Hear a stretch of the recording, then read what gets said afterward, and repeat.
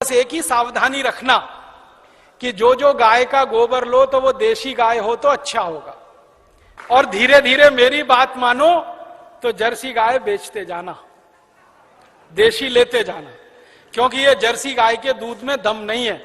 आपको मालूम नहीं है, दुनिया में भारत को छोड़कर जर्सी गाय का दूध कोई देश नहीं पीता। डेनमार्क में सबसे ज्यादा जर्सी गाय है, डेनमार्क वाले दूध ही नहीं पीते। क्यों नहीं पीते? कैंसर होने की संभावना है जर्सी गाय के दूध से, घुटनों का दर्द तो तुरंत हो जाता है, बड़ी बड़ी बीमारियां होती हैं। और जर्सी गाय को एक खतरनाक बीमारी होती है, मैड काउ डिसीज, उस बीमारी के चक्कर में दूध भी उसका प्रदूषित होता है, इसलिए जर्सी का दूध दुनिया में कोई नहीं पीता। डेनमार्क की सरकार तो दूध ज्यादा होने पर समुद्र में फेंकवा देती है। आपको सुनकर हैरानी होगी, डेनमार्क में दूध बहुत है, चाय बिना दूध की पीते हैं सबके सब, क्योंकि वो दूध उनको खराब लगता है। तो जर्सी गाय बेच के देशी लेते जाना।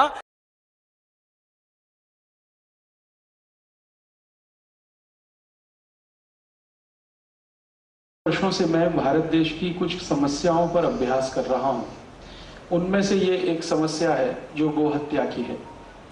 गोहत्या की समस्या इतनी बड़ी है हमारे भारत देश में कि हर साल 2,50,00,000 गाय का कत्ल इस देश में होता है, और 2,50,00,000 गाय और गोवंश का कत्ल करने के लिए 3,600 कत्ल खाने इस देश में चलते हैं।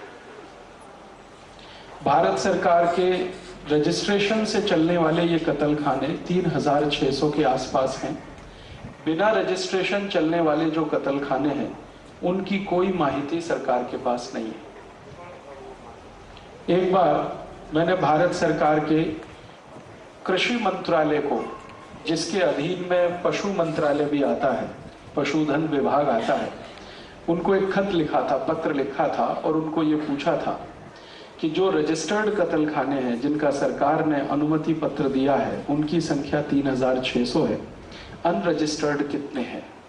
तो उन्होंने कहा हमने आज तक गिनती नहीं किया है, लेकिन हमारा अनुमान है कि 36,000 कत्ल खाने अनरजिस्टर्ड है। 36,000 कत्ल खानों में प्रतिवर्ष 2,50,00,000 गाय और गोवंश का कत्ल हो रहा है। इस कत्ल में से 72 लाख मीट्रिक टन मांस उत्पन्न होता है, और ये मांस भारत देश से बाहर दूसरे देशों में निर्यात किया जाता है। सबसे ज्यादा भारत के गाय और गोवंश का मांस अमेरिका भेजा जाता है, दूसरे नंबर पर यूरोप के देशों में भेजा जाता है, और थोड़ा कुछ बच जाता है तो अरब देशों में चला जाता है। भारत की गाय का मांस अमरीकी लोग सबसे ज्यादा खाते हैं, यूरोप के लोग भी भारत की गाय का मांस खाना पसंद करते हैं। उसके बारे में थोड़ा मैंने अभ्यास किया कि ये अमरीकी लोग अपने देश की गाय का मांस क्यों नहीं खाते, भारत की गाय का मांस क्यों खाते। यूरोप में भी गाय होती है, वो अपनी गाय का मांस क्यों नहीं खाते। तो पता ये चला कि यूरोप और अमेरिका की जो गाय है उसको कई गंभीर बीमारियां हैं, और उनमें से एक बीमारी का नाम है मैड काउ डिसीज। इस बीमारी में क्या होता है कि गाय का सिर का जो सींग होता है, हॉर्न, उसमें घाव हो जाते हैं, पस पड़ जाता है, और गाय के जो पैर होते हैं उसमें भी घाव हो जाता है, पस पड़ जाता है।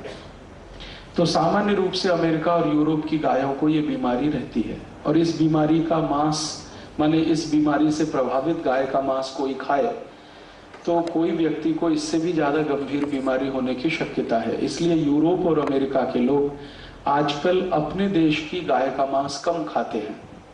भारत की गाय के मांस की उन्हें ज्यादा डिमांड है। कारण क्या है? भारत की गायों को ये बीमारी नहीं होती है। मैंने इस विषय पर थोड़ा और अभ्यास किया कि भारत की गाय में ऐसी क्या विशेषता है जिसको ये बीमारी नहीं है, और अंग्रेजी गाय में क्या तकलीफ है, यूरोपियन अमेरिकन गाय में क्या है जो ये बीमारी ज्यादा है। तो पता चला कि यूरोपियन और अमेरिकन गाय को भी मांसाहारी भोजन कराया जाता है, और गाय मूलतः शाकाहारी प्राणी है। तो शाकाहारी प्राणी को अगर मांसाहारी भोजन कराओ तो कुछ ना कुछ तो उसके साइड इफेक्ट्स आएंगे, वो यही है। आपके मन में प्रश्न आएगा कि ये यूरोप और अमेरिका वासी क्यों गाय को मांसाहारी भोजन कराते? ये मैंने उनके यहाँ प्रश्न एक बार पूछा। यूरोप में गाय पालन करने वाली जो संस्थाएं हैं, उनको जब मैंने ईमेल किए और उनसे पूछा कि आप इनको मांस क्यों खिलाते हो गाय को, तो कहते हैं मांस बढ़ाने के लिए मांस खिलाते। गाय के शरीर में मांस की मात्रा और ज्यादा बढ़े, इसके लिए मांस खिलाते। और मुझे पहली बार पता चला मेरे जीवन में कि यूरोप की सभी गाय मांस के लिए ही पाली जाती है। दूध उनके लिए सेकेंडरी प्रोडक्ट है। दूध पीने की यूरोप और अमेरिका में कोई परंपरा नहीं है, वो दूध पीना ज्यादा पसंद भी नहीं करते हैं, लेकिन मांस खाना पसंद करते हैं। तो गाय को वहां मांस के लिए पाला जाता है, और इसीलिए गाय को पिछले 50 साल में इतना मोटा बना दिया है उन्होंने कि वो अभी भैंस से भी ज्यादा बदतर हो गई है। यूरोप और अमेरिका की जो जर्सी गाय है, होलेस्टियन है, फ्रीजियन है, जो उनकी प्रजातियां हैं, वो सभी बहुत ही विचित्र किस्म की है। उनमें गाय का कोई भी गुण नहीं बचा है। जितने दुर्गुण भैंस में होते हैं वो सब जर्सी गाय में दिखाई देते हैं। जैसे उदाहरण के लिए, जर्सी गाय को अपने बच्चे से कोई लगाव नहीं होता, और जर्सी गाय अपने बच्चे को कभी पहचानती भी नहीं है। कई बार ऐसा होता है कि जर्सी गाय का बच्चा किसी दूसरी जर्सी गाय के साथ चला जाए तो उसको कोई तकलीफ नहीं है। लेकिन भारत की जो देशी गाय है ना, वो अपने बच्चे से इतना लगाव रखती है, इतना प्रेम करती है कि अगर उस बच्चे को किसी ने बुरी आंख से भी देखा तो मार डालने के लिए तैयार हो जाती है। और भारतीय गाय की सबसे बड़ी विशेषता यह है कि लाखों की भीड़ में वो अपने बच्चे को पहचान लेती है, और लाखों की भीड़ में उसका बच्चा अपनी आई को पहचान लेता है। जर्सी गाय कभी भी पैदल नहीं चल पाती है, चलाने की कोशिश करो तो बैठ जाती है। लेकिन भारतीय गाय की यह विशेषता है कि कितने भी ऊंचे पहाड़ पर उसको चढ़ा दो, वो चढ़ के चली जाती है। अगर कभी आपको मौका मिले तो हिमालय की परिक्रमा करिए। हिमालय पर्वत पर जितनी ऊंचाई तक मनुष्य जा सकता है, उतनी ऊंचाई तक आपको देशी गाय मिलेगी। गंगोत्री जाइए, जमुनोत्री जाइए, बद्रीनाथ जाइए, केदारनाथ जाइए, ये चारों तीर्थों को अगर आप यात्रा करें तो हिमालय की परिक्रमा लगभग हो जाएगी। आपको हर जगह देशी गाय मिलेगी जो 8000 फीट, 9000 फीट, 10,000 फीट की ऊंचाई तक आराम से चली जाती है, कोई तकलीफ नहीं। लेकिन जर्सी गाय को 10 फीट भी ऊपर चढ़ाना पड़े तो उसको तकलीफ आ जाती है। जर्सी गाय का पूरा स्वभाव भैंस के जैसा है। अगर सड़क पर कहीं भैंस खड़ी हो, सामने से ट्रक आता हो, पीछे से बस आती हो, कितना भी हॉर्न बजाए वो हटती नहीं, क्योंकि हटने के लिए जो आईक्यू चाहिए वो उसमें नहीं है। ठीक ऐसा ही जर्सी गाय में होता है। जर्सी गाय सड़क पर खड़ी हो, कितना भी हॉर्न बजाओ, वो भी नहीं हटती। सामान्य रूप से ये जो जर्सी गाय है, इसके बारे में यूरोप के लोग ऐसा मानते हैं कि इसको विकसित किया गया है डूकर के जीन से, सुअर के जीन से विकसित किया गया है। और इसमें जितनी भी जर्सी गाय है यूरोप और अमेरिका में, आपको सुनकर आश्चर्य होगा कि इनका जो वंश बढ़ाया गया है वो सब आर्टिफिशियल इंसेमिनेशन से बढ़ाया गया है, सबका।